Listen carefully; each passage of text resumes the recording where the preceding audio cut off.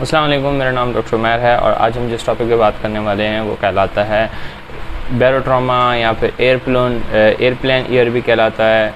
ठीक है, ऐसे मुख्तलिफ नाम हैं, लेकिन सादा ज़ुबान में जिस बारे में बात करने वाले हैं वो ये है कि जो लोग फ़्लाइट अटेंड करते हैं, जो लोग जहाज़ में ट्रैवल करते हैं, उनके साथ अमूमन ये प्रॉब्लम आती है कि जब भी जहाज़ टेक ऑफ कर रहा होता है या लैंड कर रहा होता है तो उन लोगों के कानों में पेन होता है। ठीक है, इस चीज़ को जो है वो एयरप्लेन बैरोट्रामा भी कहते हैं। सही है, तो आज हम इस बारे में बात करने वाले हैं। तो सबसे पहले तो अलामतें बता दूं क्या होता क्या है कि जब आप जहाज़ टेक ऑफ कर रहा होता है तो अमूमन लोगों के कानों में सीटियाँ बजना शुरू हो जाती हैं, कान सुन करके आवाज़ें आना स्टार्ट हो जाती हैं, काफ़ी टाइम तक कान भारी भारी रहते हैं। ठीक है, ऐसा लगता है कानों में पानी भर गया और काफ़ी टाइम तक सुनने की समाअत चली जाती है। सही है, तो वजह क्या होती है इसकी? ठीक है, वजह जो है ना, इसमें यूँ समझे जो हमारे कान का पर्दा है, जो हमारा ईयर ड्रम है, ठीक है, ईयर ड्रम एक किस्म का पर्दा है जो कि एक्सटर्नल प्रेशर और इंटरनल प्रेशर माउथ और कान हमारे दमाने से कनेक्टेड है एक छोटी सी ट्यूब के जरिए, जिसे ईयोस्टेशन ट्यूब कहते हैं। ठीक है, अब इस ईयोस्टेशन ट्यूब के इस तरफ का प्रेशर और बाहर के कान से बाहर का प्रेशर, ठीक है, सही है, ये एक पर्दा है। इसके इस तरफ जो है वो हिस्सा आपके जिस्म के अंदरूनी हिस्से यानी कि मुंह के अंदर से कनेक्टेड है और यहाँ से बाहर से कनेक्टेड है, यहाँ कान के बाहर से। होता है कि जब प्लेन टेक ऑफ कर रहा होता है या लैंड कर रहा होता है तो जैसे जैसे जहाज़ ऊपर जाता है हाइट पे या नीचे आता है, उसी तरह उसका प्रेशर चेंज होता रहता है। ठीक है, जिसकी वजह से होता क्या है कि जब प्लेन टेक ऑफ करता है तो वो एकदम से हाइट चेंज करता है, यानी कि उसकी हाइट एकदम से बहुत ज़्यादा चेंज होने लगती है, जिसकी वजह से प्रेशर चेंज होता है। अब अंदर का प्रेशर जो कि माउथ आपके कान के अंदर की तरफ है वो बराबर है, ठीक है, जितना पहले था, लेकिन जो बाहर का प्रेशर है वो बढ़ जाता है या कम हो जाता है, जिसकी वजह से क्या होता है, क्योंकि ये एक पर्दा है।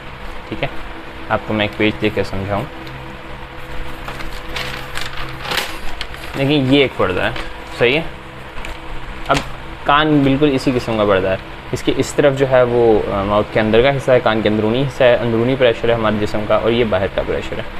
ठीक है, अगर यहाँ का प्रेशर बढ़ेगा तो ये पर्दा यूँ अंदर की तरफ दब जाएगा, अगर अंदर से प्रेशर बढ़ेगा तो पर्दा बाहर की तरफ दब जाएगा। दोनों का प्रेशर का बराबर होना लाजमी होता है। जब प्लेन टेक ऑफ कर रहा होता है या लैंड कर रहा होता है, ये प्रेशर चेंज होता है। ठीक है, जिसकी वजह से जो ये पर्दा होता है इस पर प्रेशर आता है, इस पर जो है वो थोड़ा सा दबना शुरू हो जाता है हवा के प्रेशर की वजह से, और वहाँ पे उस एरिया में पेन होता है, थोड़े टाइम के लिए सुनने की समाअत चली जाती है, कान में दर्द हो रहा होता है, और बाज़ औक़ात इवन कुछ लोगों के पर्दे भी फट जाते हैं जिनको बहुत बड़े मसले मसाइल होते हैं। ठीक है, जिनको पहले से कोई मसला चल रहा होता है। तो अलामतों में तो ये चीज़ें हो गई, और होता क्यों है ये भी मैंने आपको बता दिया। अब मैं आपको बताऊं कि इससे मसले मसाइल क्या आ सकते हैं। देखें, 99%, ठीक है, 100 में से कोई एक बार ऐसा होता है कि कोई परमानेंट डैमेज करता है। ठीक है, वरना इसका जो डैमेज होता है, जो ये प्रॉब्लम्स आ रही होती हैं, कुछ टाइम के लिए होती हैं, लिमिटेड टाइम के लिए होती हैं, 5-6 मिनट में ठीक हो जाता है इंसान। लेकिन ऐसा भी नहीं है, 1% लोगों के साथ ये भी होता है कि उनके कान का पर्दा फट जाता है, इसकी वजह से उनको इलाज करवाना पड़ जाता है। ठीक है, तो it can be dangerous but only 1% chance. ठीक है, इज़ ओनली 1% चांस, और इसके अलावा ये बिल्कुल क्लियर है। ठीक है, फिर एक और चीज़ कि आप इससे कैसे कंट्रोल कर सकते हैं, आप कौन सी वो घरेलू टेक्निक्स वगैरह यूज़ कर सकते हैं जिसकी वजह से जो ये कान के अंदर बैरोट्रामा है ये ना हो। ठीक है, मैं आपको सबसे पहली चीज़ बताऊँ, वो लोग जो कि जिनको रेनाइटिस होता है या एलर्जी की शिकायत रहती है, इनका नाक अमूमन बंद रहता है, उनको ये मसला बहुत ज़्यादा आता है। ठीक है, उनको बहुत ज़्यादा मसला फील होता है, उनको बाकायदा पेन भी ज़्यादा होता है। ठीक है, प्रॉब्लम बीइंग कि जो अंदरूनी प्रेशर है उसकी जो ट्यूब्स हैं, क्योंकि जैसे जो लोग एलर्जी वाले लोग होते हैं उनकी वो ट्यूब्स थोड़ी सी बंद क्लोज होती हैं, थोड़ी सी स्वेल्ड होती हैं। ठीक है, इसकी वजह से ज़्यादा प्रॉब्लम फील हो रही होती है। तो अगर उनके पास जो है डीकंजेस्टेंट जो डॉक्टर उन्हें रिकमेंड करता है एलर्जी के लिए, वो साथ रखें, और लैंडिंग और टेक ऑफ से पहले थोड़ी टाइम के लिए वो ले लें। कुछ स्प्रेज वगैरह आती हैं, वो डीकंजेस्टेंट्स होते हैं जो कि उस अंदरूनी ईयोस्टेशन ट्यूब को खोलने में मदद देती हैं, इसकी वजह से प्रेशर बराबर हो जाता है। तो ये चीज़ें भी अवेलेबल है मार्केट में, डीकंजेस्टेंट्स अवेलेबल हैं। ठीक है, प्लस सबसे जो अच्छा तरीका और घरेलू टोटका जो मुझे अच्छा लगता है वो ये कि अगर मैं जो ख़ुद भी मैं यही यूज़ करता हूँ, कभी भी आपको प्लेन चढ़ रहा हो या लैंड कर रहा हो, ठीक है, अच्छा ये भी एक डजंट मैटर, आप चाहे एयर 380 में बैठ जाएं, आप जितने मर्ज़ी हाई टेक प्लेन में बैठ जाएं, बैरोट्रामा का, कान में एयर में प्रॉब्लम आपको फेस करना ही पड़ता है, ठीक है। बहुत सी एयरलाइंस क्या करती हैं कि वो हेडफोन्स प्रोवाइड करती हैं, ठीक है।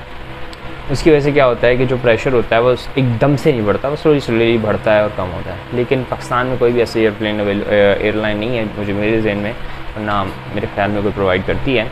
तो इसमें सबसे जो बेहतरीन तरीका मुझे लगता है वो ये कि आप बबल ले जाएँ, ठीक है। अब बबल गम चबाते रहें या कोई चीज़ खाना स्टार्ट कर दें। जब आप खाते हैं ना आपका मुंह चलता है, आपका माउथ हरकत करता है। इसकी वजह से क्या होता है, वो जो ईओस्टेशन ट्यूब होती है उसके अंदर भी हरकत महसूस होती है, ठीक है। उसकी वजह से जो एयर प्रेशर होता है, क्योंकि कंटिन्यूसली वो बंद खुल रही होती है, तो वो एयर प्रेशर मेंटेन रहता है। जो सिम्टम्स होते हैं, जो अलामतें और जो तकलीफ़ आ रही होती है वो काफ़ी हद तक कम होती है, ठीक है। तो आप डिकंजेशन यूज़ कर सकते हैं, आप कुछ ईट कर सकते हैं, आप बबल गम वगैरह ले सकते हैं। प्लस आप अगर आपके पास हेडफोन्स वगैरह अवेलेबल हैं तो आप वो भी यूज़ कर सकते हैं। समटाइम्स दे आल्सो हेल्प, ठीक है। तो सिर्फ यही एक चीज़ें जो आप कर सकते हैं, इसके अंदर इतनी ख़ास चीज़ें नहीं हैं, ठीक है। और अगर आप एलर्जिक पेशेंट हैं तो आप वो भी यूज़ कर सकते हैं। हाँ, समटाइम्स एयर प्लग्स आते हैं। एयर प्लग्स क्या होते हैं कि वो फिल्टर के प्लेशन, जैसे मैंने आपको बताया कि हेडफोन्स काम करने बिल्कुल इसी तरह के प्लग्स आते हैं, वो अपने कान में लगाने होते हैं, ठीक है। तो उसकी वजह से क्या होता है कि जो एक्सटर्नल प्रेशर है वो एकदम से बढ़ता ही कम होता नहीं है। लेकिन एयर प्लग्स का ये सीन होता है कि आपको जहाज़ उड़ने से पहले लेने होते हैं और उतरने के बाद निकालने होते हैं। जब एकदम से एयर प्लग आप निकालते हैं ना, तो वो मसला जो आपको आहिस्ता आहिस्ता उतरते और चढ़ते वक्त जहाज़ के टेक ऑफ और लैंड की वजह पेश आ रहा था, अब वो प्रेशर एकदम से जैसे ही आपने प्लग निकाला तो वो ज़्यादा प्रेशर प्रॉब्लम आएगा, क्योंकि वो एकदम से प्रेशर चेंज होता है। तो एयर प्लग्स के साथ ये प्रॉब्लम आती है कि वैसे तो वो ठीक रहते हैं, लेकिन जब आप उसे उतारते हैं ना ड्यूरिंग द जहाज़, फिर वो प्रॉब्लम क्रिएट करते हैं, ठीक है। वरना सबसे बेहतरीन तरीका जो मुझे लगता है वो एयर बबल गम्स का होता है, ठीक है। बबल गम्स ट्राई कर लें, कुछ खा लें, कुछ पी लें, उसकी वजह से काफ़ी मसला काफ़ी हद तक कम हो जाता है, ठीक है। तो आई होप जो है मैंने आपके लिए भी ये टॉपिक इंटरेस्टिंग रहा होगा और मैंने अपना पॉइंट तमाम क्लियर कर दिया होगा। That's all, this is Umair signing off. अल्लाह हाफ़िज़।